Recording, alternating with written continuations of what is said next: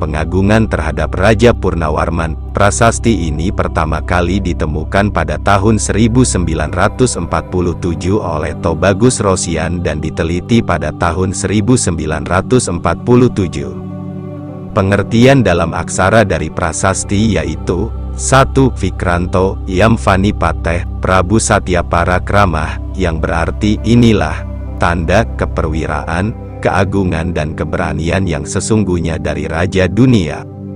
2. Narendra Davajabhutena Srimata Purnavamanah, yang berarti yang mulia Purnawarman, yang menjadi panji sekalian raja-raja. Perlu diingat dengan baik ya, teman semua.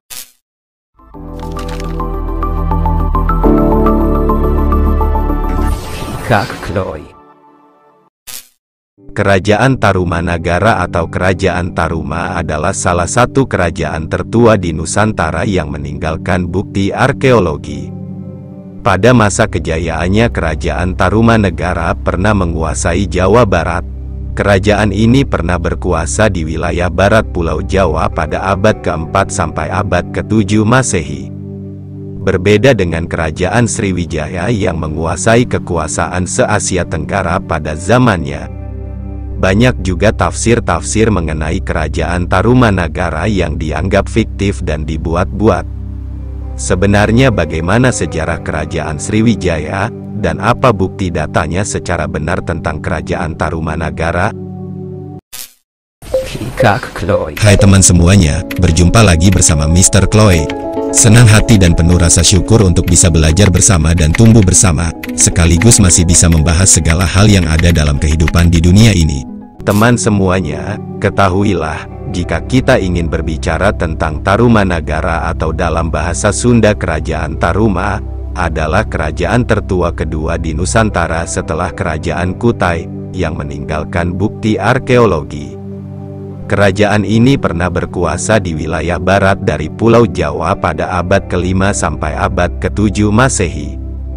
Bukti tertua peninggalan arkeologi dari kerajaan ini adalah Prasasti Ciarutan, berupa batu peringatan dari abad ke-5 Masehi yang ditandai dengan bentuk tapak kaki Raja Purnawarman. Diingat itu, teman semuanya.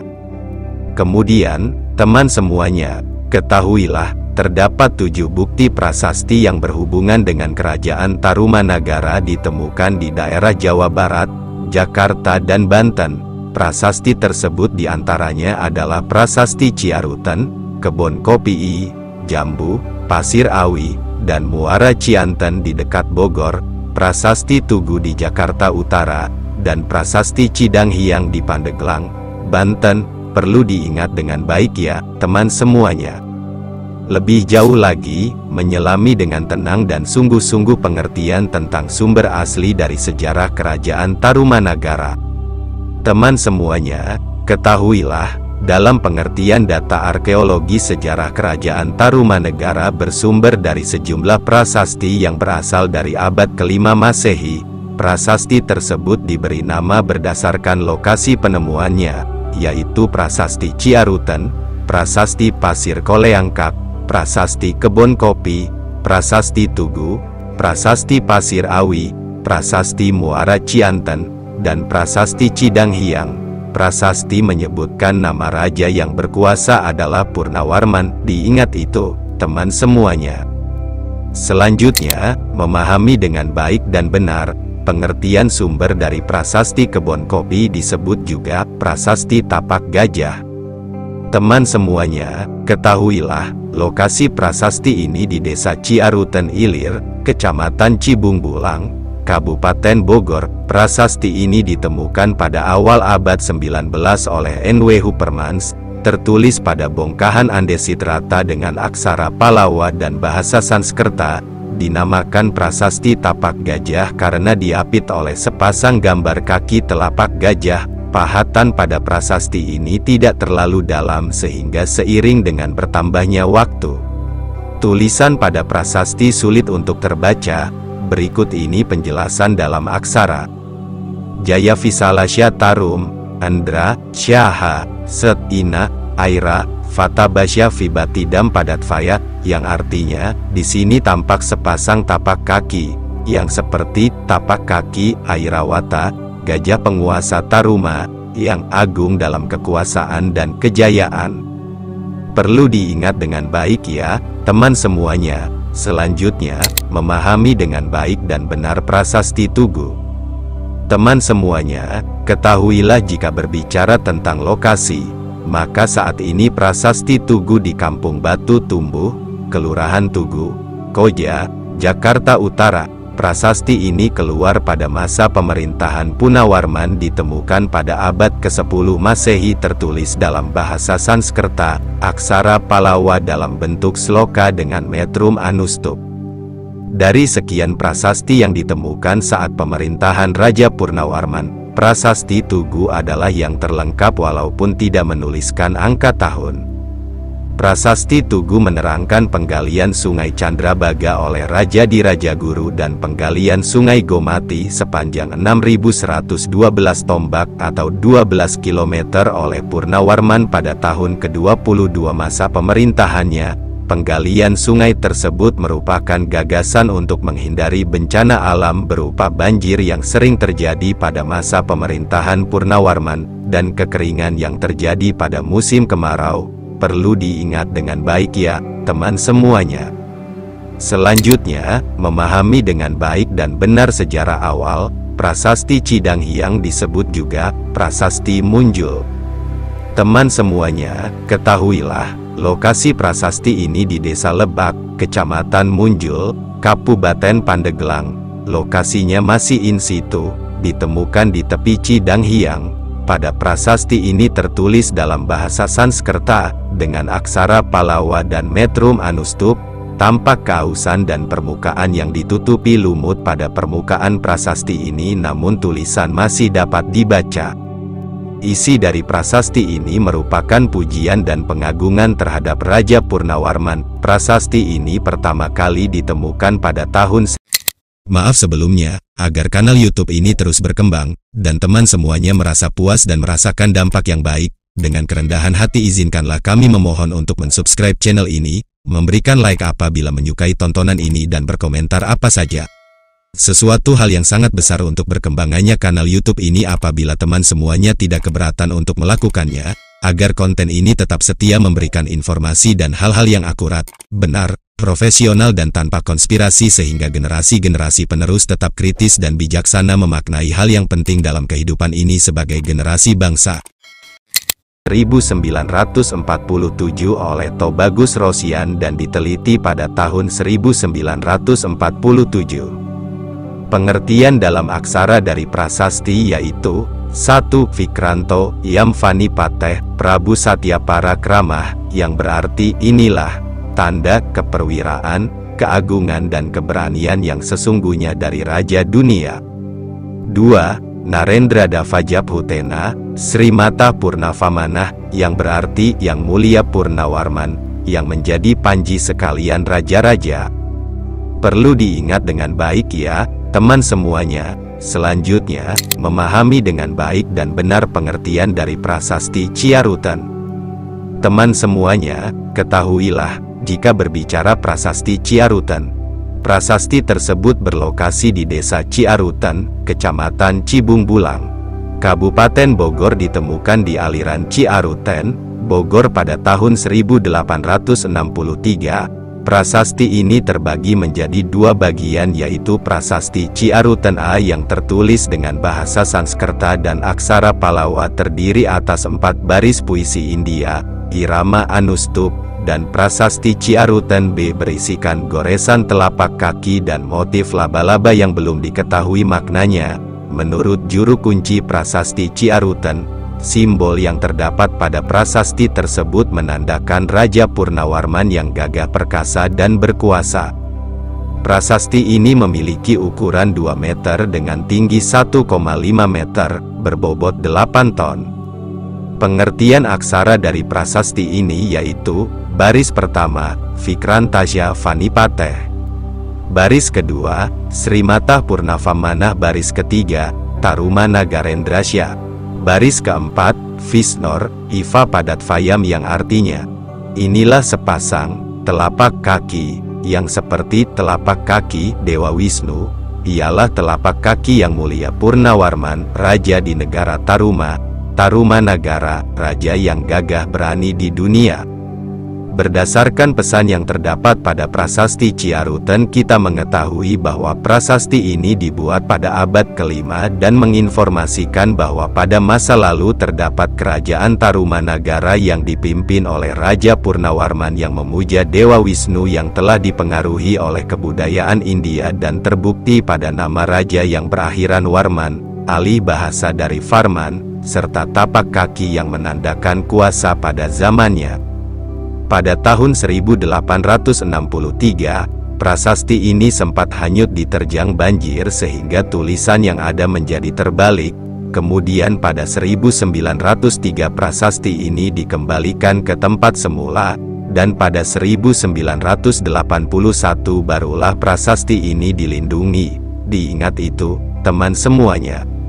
Selanjutnya, memahami dengan baik dan benar pengertian dari prasasti Muara Cianten. Teman semuanya, ketahuilah, lokasi prasasti Muara Cianten di Kampung Muara, Desa Ciaruten, Kecamatan Cibungbulang, Kabupaten Bogor. Prasasti ini ditemukan pada tahun 1864 oleh N.W. Huppermans dan beberapa tokoh lainnya. Ukuran prasasti Muara Cianten sekitar 2,7 dikali 1,4 dikali 1,4 meter dengan jenis batu andesit. Hingga saat ini isi prasasti belum dapat dibawa sebab menggunakan huruf sangka atau ikal seperti huruf pada prasasti Pasir Awi dan Ciaruten B. Perlu diingat dengan baik ya, teman semuanya. Selanjutnya, memahami dengan baik dan benar pengertian dari prasasti Jambu, disebut juga prasasti Pasir Koleangkak.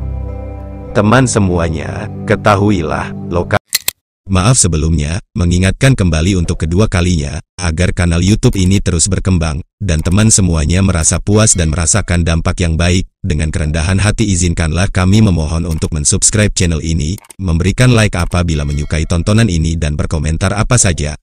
Sesuatu hal yang sangat besar untuk berkembangannya kanal YouTube ini apabila teman semuanya tidak keberatan untuk melakukannya, agar konten ini tetap setia memberikan informasi dan hal-hal yang akurat, benar, profesional dan tanpa konspirasi sehingga generasi-generasi penerus tetap kritis dan bijaksana memaknai hal yang penting dalam kehidupan ini sebagai generasi bangsa.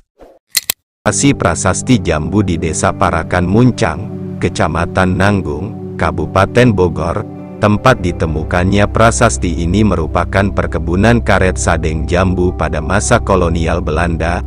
Prasasti ini ditemukan pada tahun 1854 oleh Jonathan Rick yang diperkirakan dibuat pada abad ke-5. Tulisan pada prasasti ini dipahat pada batu menyerupai segitiga berukuran sekitar 2-3 meter tiap sisinya. Tertulis dalam huruf Palawa, dengan bahasa Sanskerta dan terdapat pahatan sepasang telapak kaki. Penjelasan aksara dari prasasti ini yaitu, Sriman, Data Kertano Narapatir, Asamo Yahpura Tarumayam, Namna Sri Purnafama Prakurari Pusara Bedadya Vihyatafarmo, Tasyedam, Pada Vibat Batvayam, Arina Garotsadane Nitya Daksam, Baktanam Yandripanam, Bavati Sukakaram Salya Butam Ripunam.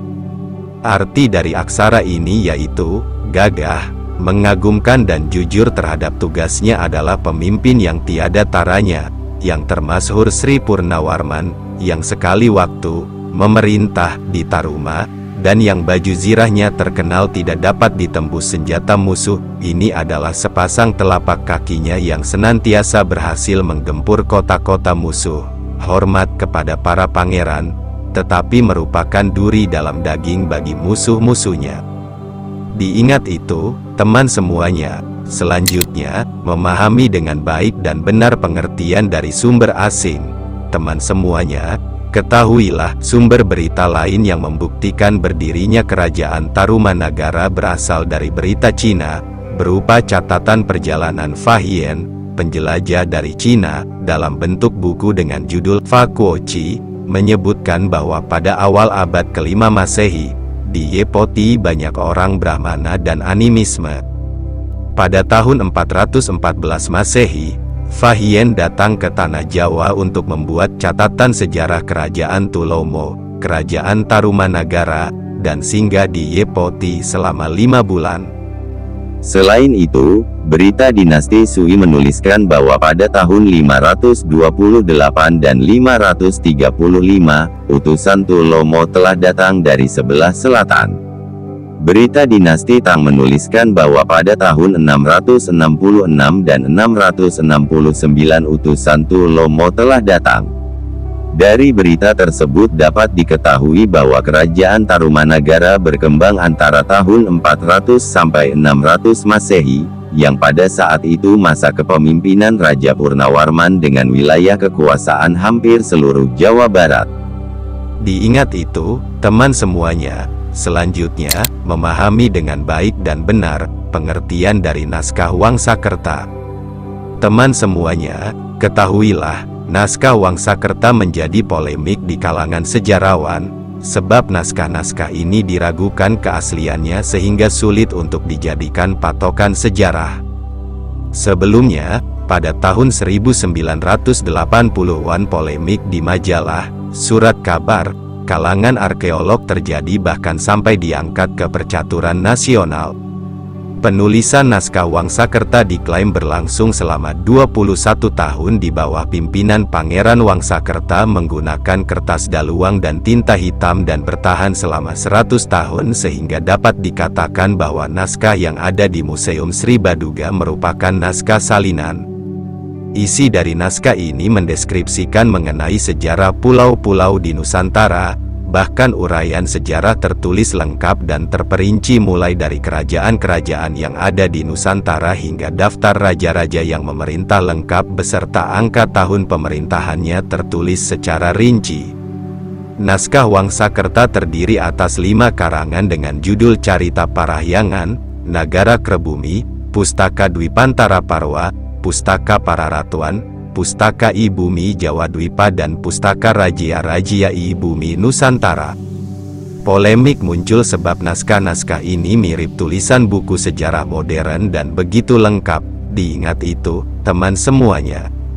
Lebih jauh lagi, menyelami dengan tenang dan sungguh-sungguh pengertian tentang kekuasaan dari Tarumanagara. Teman semuanya, ketahuilah, sejauh ini, sumber primer berupa prasasti hanya menyebutkan satu raja, yakni Purnawarman sebagai Raja Tarumanagara.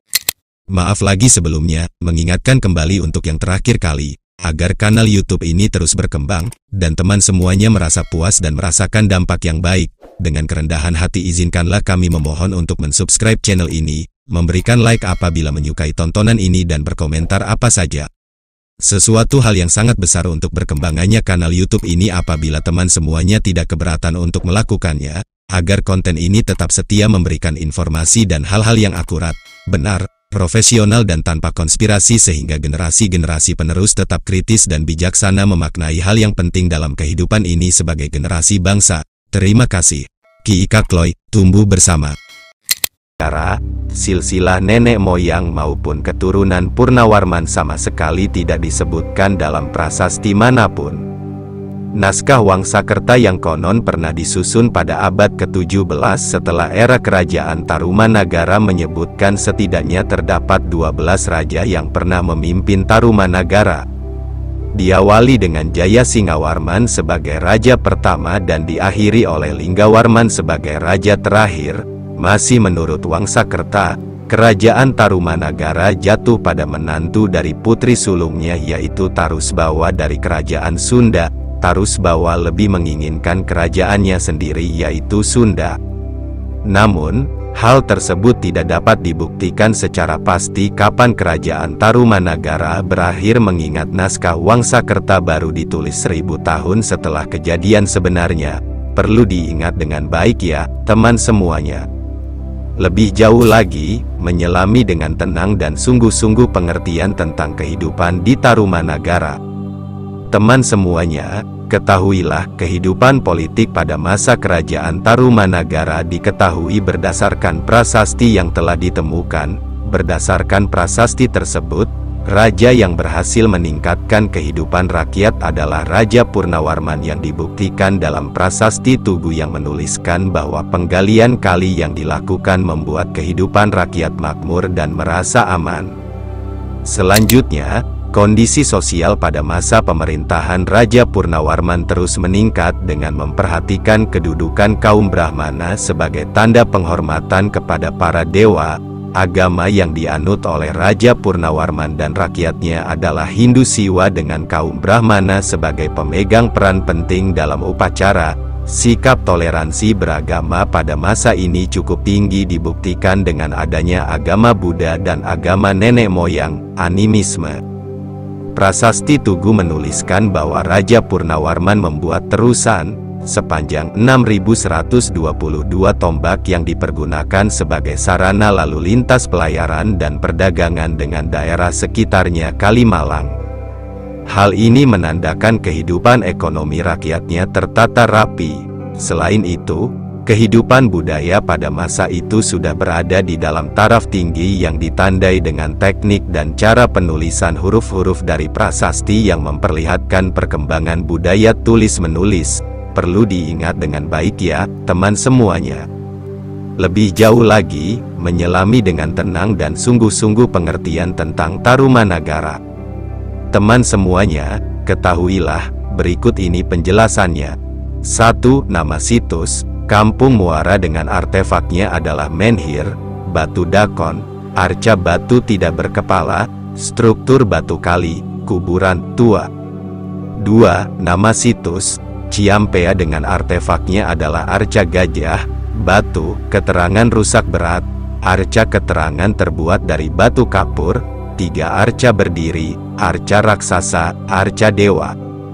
3. Nama situs, Batu Jaya, Karawang, dengan artefaknya adalah unur, hunyur, struktur bata, segaran 1, segaran 2, segaran 3, segaran 4, segaran 5, segaran 6, Talaga Jaya 1, Talaga Jaya 2, Talaga Jaya 3, Talaga Jaya 4, Talaga Jaya 5, Talaga Jaya 6, Talaga Jaya 7, 4. Nama situs, Cibuaya dengan artefaknya adalah Arca Wisnu 1, Arca Wisnu 2, Arca Wisnu 3, Lemah Dhuwur Wadon keterangan Candi 1, Lemah Dhuwur Lanang, pipisan batu.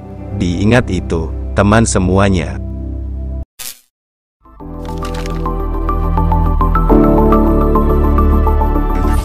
Kak Chloe.